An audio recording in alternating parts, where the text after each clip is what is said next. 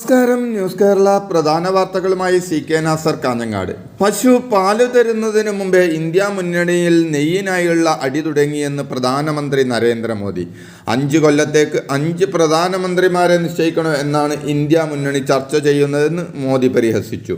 കോൺഗ്രസ് അധികാരത്തിലിരുന്നപ്പോൾ രാമക്ഷേത്രം ഉണ്ടാക്കാൻ അനുവദിച്ചില്ലെന്നും അവർ അധികാരത്തിൽ വന്നാൽ രാമനാമം ജപിക്കുന്നവരെ അറസ്റ്റ് ചെയ്യുമെന്നും പറഞ്ഞ മോദി, മുസ്ലിങ്ങൾക്ക് വേണ്ടി 2 രാജ്യം സൃഷ്ടിച്ച കോൺഗ്രസ് ന്യൂനപക്ഷ പ്രീണനം നടത്തുന്നുവെന്നും ആരോപിച്ചു.